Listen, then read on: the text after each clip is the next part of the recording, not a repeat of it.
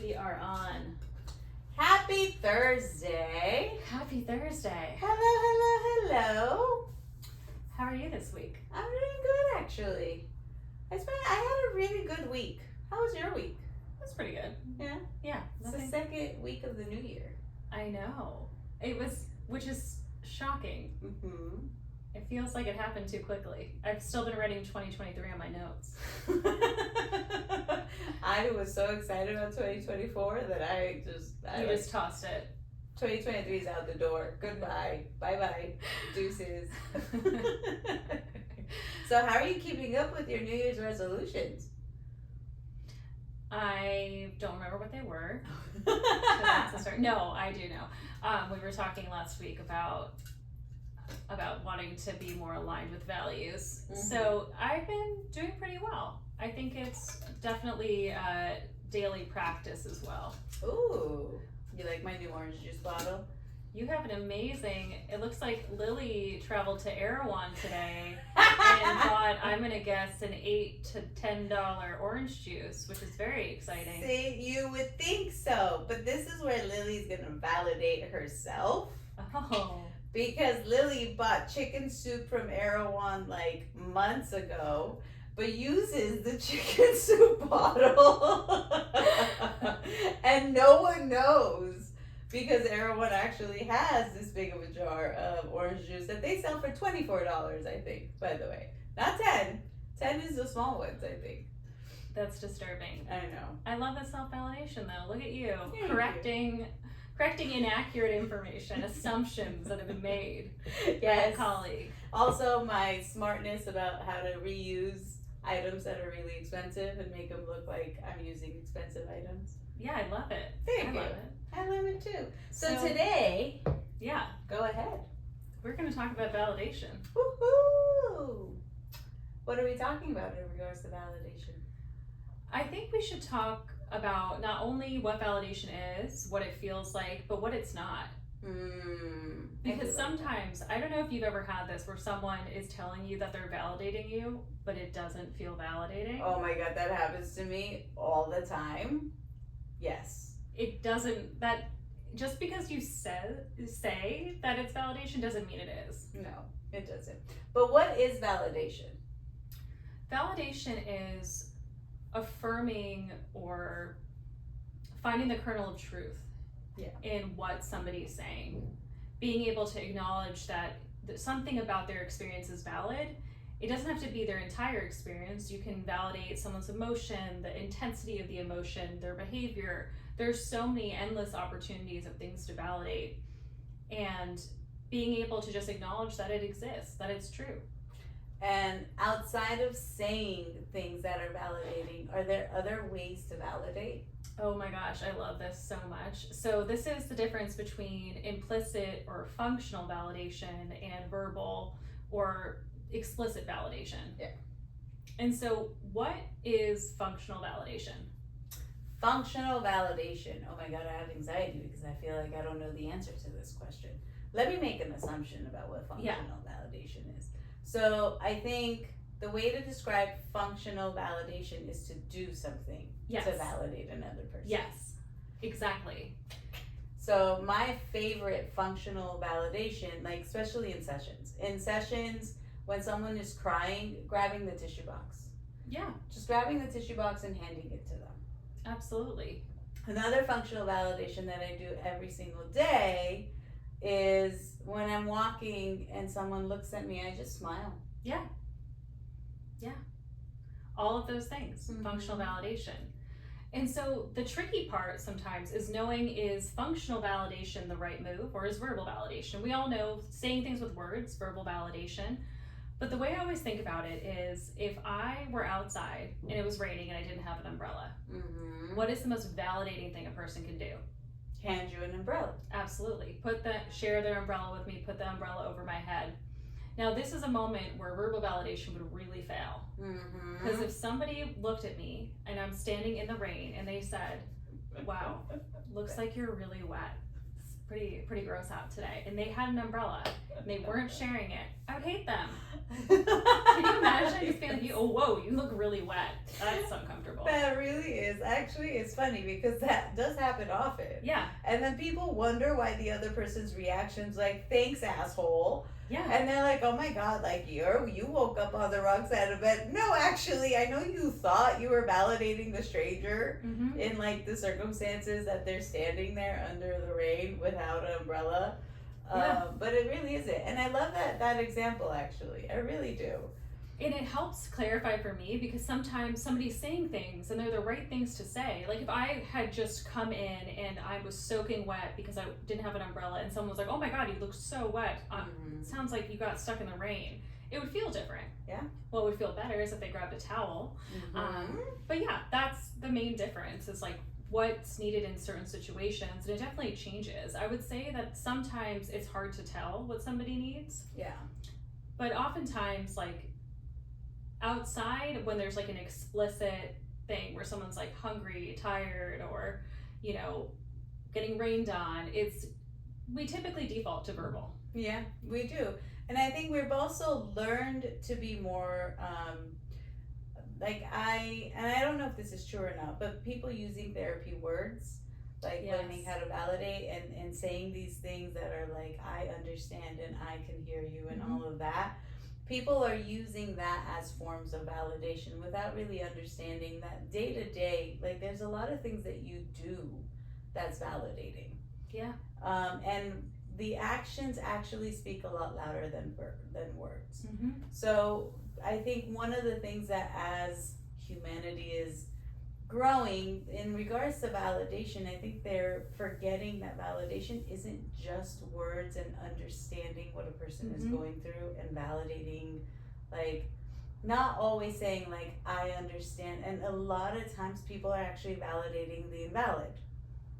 That's something that I teach parents and family members all the time when I work with borderline personality disorder, because I'm like, you can't validate the invalid and then expect them to understand that it's invalid. Yeah. And yet we do it often because we walk on eggshells a lot. Of course. And what types of things, what would be validating the invalid? So one of the examples I actually use is like one of my teenagers, they're having a really, really hard time getting out of bed in the morning. And one aspect of it is the anxiety of going to school. The other aspect of it is they've just gotten used to the way that they function. Yeah. So what happened this week was the kid told mom, like, I have a lot of anxiety going to school. Mom, of course, said, what's the anxiety for today? And he's just like, I just have a lot of anxiety because I feel like my friends are going to be mad at me because I didn't go to school. Yeah. So validating that, which she did. She's like, I understand that you think, and it would suck if your friends are making fun of you and they don't go, and not even going into like saying, well, just because you think it doesn't mean it's actually true. But what she did was she validated that situation is actually going to happen. Yeah. So the kid didn't go to school for another 7 days. Of course. Yeah. And so it didn't actually clarify the fact that this person is anxious. They're anxious about something happening. It's not actually happening. Yes. Necessarily. Yeah. So they validated the invalid thought that this is going to happen. And when you validate the invalid, it's as if you're saying, you're right, it's true, it's going to happen. And one of the things that I was telling the parent, you can, and the best way to do it was validating, I understand, like I can, and taking a step. And one of the things that I try to teach family members and parents a lot of time is take a step and think. Take a step and actually feel before validating.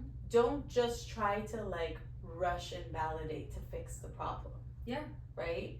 So take a second, put yourself in that thought of like, okay, well, and I asked the mom, I was like, okay, put yourself in his thought. If he was in that moment, scared of going to school, and he said, I'm scared that my friends are going to make fun of me because I haven't been there, what is the thing that he's afraid of? The fact that he's missed school is causing him a lot of anxiety. Great. So now that you could take a step back and think about it, what can you validate? And she's like, I can validate the fear of what people's reactions are going to be when you've missed school for so long. Great. And, because there's the and. Yeah. And all we can do is show up to school and figure out how to handle it, and you can handle it. So the second piece of validating of you can handle it, that piece was the piece that was like, okay, but how do I know that he can't handle it? We forget to validate people that they can do something. Yeah. That's the biggest form of validation that I think is missing in a lot of my cases. Yeah, so validating someone's capability and their ability to persevere in different situations. We can forget about how resilient people are. Yeah. Because we're trying to stay with the suffering, but sometimes just staying on the accepting things as they are doesn't help people push forward. No, and actually one of the things that I talk about is the functional validation within yourself. Yeah. So learning self-validation, and not just validation of like, okay, you got this, but functional validation is actually doing the thing that you're really afraid of, to see that, to validate that you are capable, and the what you get out of it, like the result of it, is the functional validation. Yeah. And being able to really push yourself past and push yourself past the fears, past the overwhelmness, past the anxiety, and just kind of say, I'm gonna do it, and I'm gonna do the action to get the result, and that action is functional validation for yourself, pushing yourself. That's one of the ways I explain functional validation of self. Yeah. So I think that's important. The self-validation is a huge part of things, and being able to really teach ourselves and to have a different experience. Yeah. It's something, I have this kind of anxiety around being late to things and feeling like I can't show up if I'm late. And so I know that I'm going to feel anxious, and I was on the phone with my sister, and she kind of runs socially anxious as well, so she was like, oh yeah, I definitely wouldn't go if I was late. And I was like, okay, that is true, but also not helpful, because I'm really trying to push myself. That's validating the invalid, by the way. Where I was like, I definitely have this capability. So I was driving to my dance class, and I come straight from the office to dance class, and I'm usually running late because I'm usually running late, and that's just kind of how it is. And so I'm like telling myself I'm on my way, and I'm like, I know this makes me really uncomfortable. I'm gonna walk in, and my fear is that I'm gonna walk in and my dance teacher is gonna be like, oh God, you're showing up here at 6:25 when we start at 6:15. How dare you? Rude. Yeah. So rude. Yeah, and just being, everyone in the class just being like horrified, like you should go home. Pure invalidation. And so I'm like thinking through all these different scenarios on my way in, and so I finally am like, no, I'm gonna walk in, and I'm gonna walk in late, and I'm gonna see what happens. Yeah, and I know I'm gonna feel uncomfortable, and I can do it, and that's really the key. Yeah. And I did walk in. So proud of you. I did it. Yeah. And what happened? No one gave a shit. I'm not that important. No one was like, we couldn't start class because Lauren wasn't here. Yeah, no one gives a shit. You just have to stand in the back of the class. Yeah, I was like, I got the shitty spot, but that's what you get when you're late. And I can tolerate that outcome. And so that capability piece is huge. And so using validation as part of a change tool. Yeah. And I think that's the thing, where a lot of times validation, what it really does, the function of validation is it regulates. Yeah. A lot of times. And it's not supposed to fix the problem. And nor are you, and sometimes it's not even about normalizing. Normalizing is a form of validation. It's a skill set. It's one of the forms of validation, kind of like functional validation, or making a joke. Yeah. Making a joke is always like another form. That's why humor is a form of validation. Yeah. But it's not supposed to fix it. What it does is it just helps things get settled and regulated for the person to figure out what they want to do next. Yeah. It's the first step towards regulating. Even just by labeling our emotions, it can be validating. That's what's so interesting about that like line of research is just by saying like, oh, I'm feeling anxious, it can help regulate that emotion. Yeah. But it really doesn't, as you're saying, do the work to change it. And so using validation as the right tool for the right problem. Mm-hmm. One of the things that I think the reason I like thought of even talking about validation was because the other day I was walking down, and we live in Hollywood. Mm-hmm. So I was walking Mingus down Hollywood Boulevard, and of course there's a lot of homeless people on different types of drugs and different mental health issues. So we're walking, and one of these homeless guys is walking, and he looks like he's very, very aggravated and frustrated. Mm-hmm. And as he's walking towards my direction. And as he's walking, he just like starts yelling like, bite her, get her, bite her. And so, and like I can tell as I'm getting closer that he's telling Mingus to bite me. Yeah. Right? So as I'm walking past him, I look at him, I put a smile on, and I'm like, he actually, he tries that sometimes. Mm-hmm. He really does try that sometimes. And he just stopped, smiled, and he was just like, oh, okay, well, I'm glad you're okay. And he just kept walking. Yeah. Sometimes validation is actually disarming. It really is. It really is. The point of validation is actually a safety skill sometimes. Mm-hmm. And I think a lot of times I get put in situations where I walk out and everyone's always like, how did you come out of that? And I started realizing because I use validation mm-hmm. as a form of safety, yeah, to come out of situations, and it works.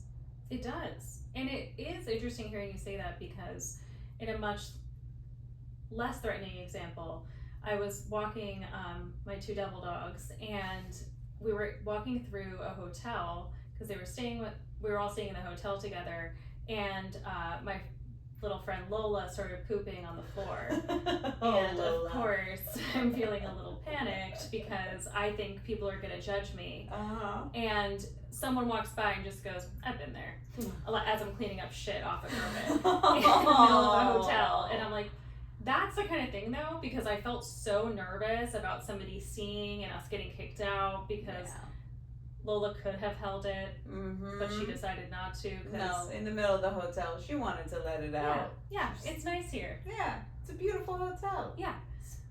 Marble nice and floors. cozy. We were on the East Coast. It was so cold.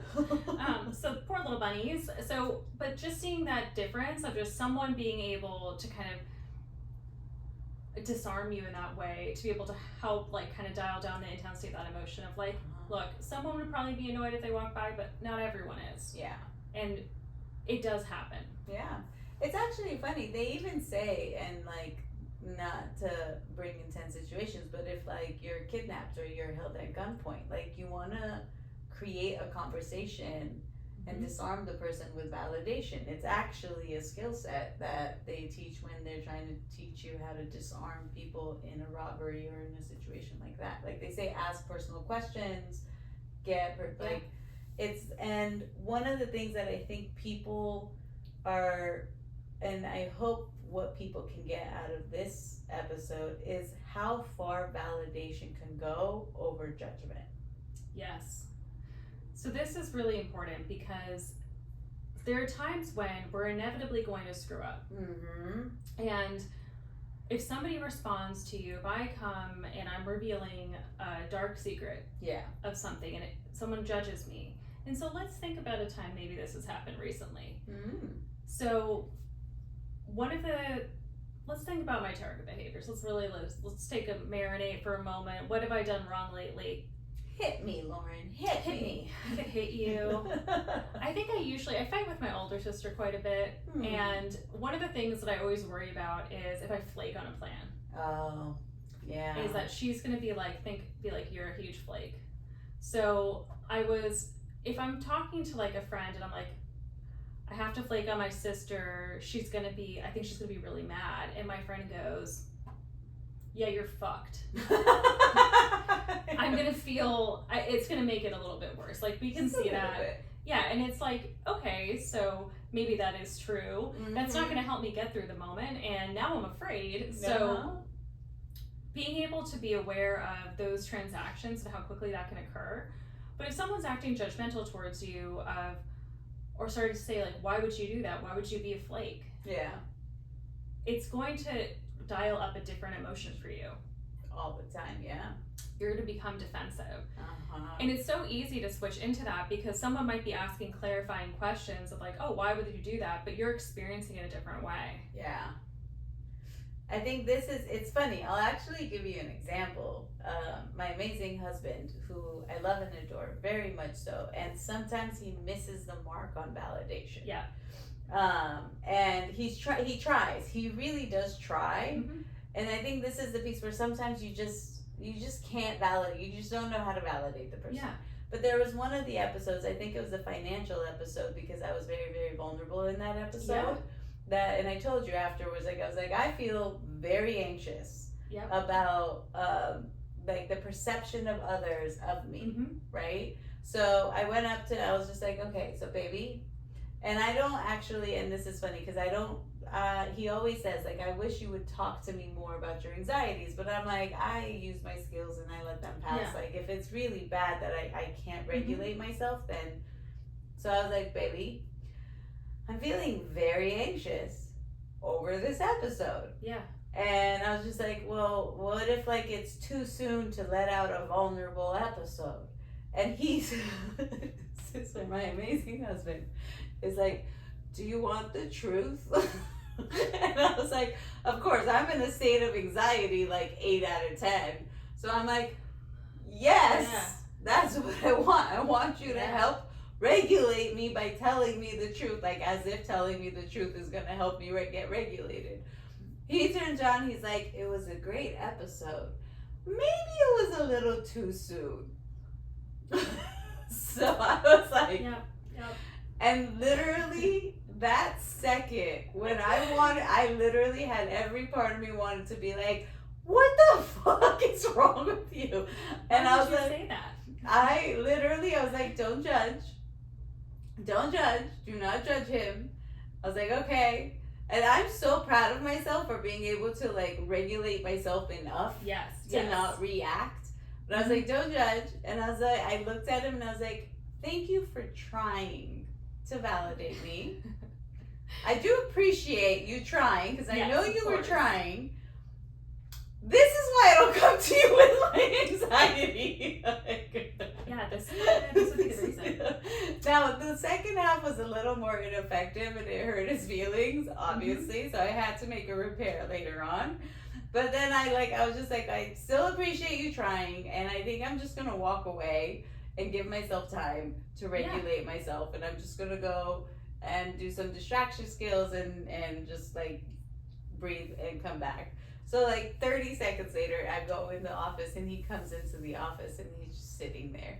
And I'm like, what are you doing? He's like, I really fucked up, so I just want to be here with you. Functional validation. Yeah, just being. Which actually ended up helping. Yes, that does help. There were no more words at that point. There were no more words. He was very anxious to say anything at all, actually. Which that gave me the space to even regulate. And I was like, listen, I didn't mean to say I don't come to you for anxiety because of that. And that was a bad one, bro. Like that was the wrong one. That was a wrong one. But I think that's the thing where sometimes we're not sure how to validate sometimes. Absolutely. We're gonna miss the mark. Mm-hmm. And that's totally okay. And the thing that I try to teach to clients is if your family missed the mark, that doesn't give you the green light to react. Yeah. That's actually your time to practice non-judgmental stance. Mm-hmm. Try to just stop and breathe. And you try to validate them for what they were trying to do. So kind of practicing a bit of gratitude on like that person trying to validate. Yes. Instead of having that reaction. And sometimes you're just going to have a reaction because we're human. That's okay. Yeah, it's totally okay to have a reaction. I think it's being able to understand, and it's hard to be regulated enough. Like when we're coming up to somebody with a lot of vulnerability, it's hard to be regulated enough to accept invalidation. Yeah. Because that really just bulldozes our emotions. 100%. So being able to have some empathy for yourself when we inevitably fail, of course we'll all fail. Yeah. And being able to have the like understanding of our own fallibility while, you know, being able to also come back from that. Because we'll all fuck up, but we'll all do something good too. But yeah, I definitely understand. It's actually interesting that you were saying that vulnerability about that episode because it's our top performing episode. Is it? Yeah, and I was like, I meant to tell you that I was like, oh, we should do more of those because people really liked it. That's good to know. Thanks, guys. It was really hard to regulate my anxiety on that one. Of course, it's so scary to put yourself out there, and yeah, you know, the internet isn't known to be a super nice place. Yeah, I know. But I think that's the piece where what really helped me get grounded was I can validate myself. Yeah.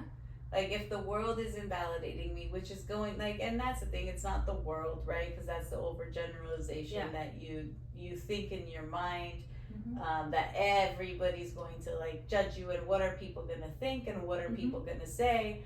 And so, and especially coming from Middle Eastern culture, the what are people gonna say is something I hear all the time. It's like, I'm not gonna be anxious about what other people are gonna say because I am going to practice as much as I can. Even if I'm proficient at it, I'm still gonna practice more and more every single day how to learn to validate myself.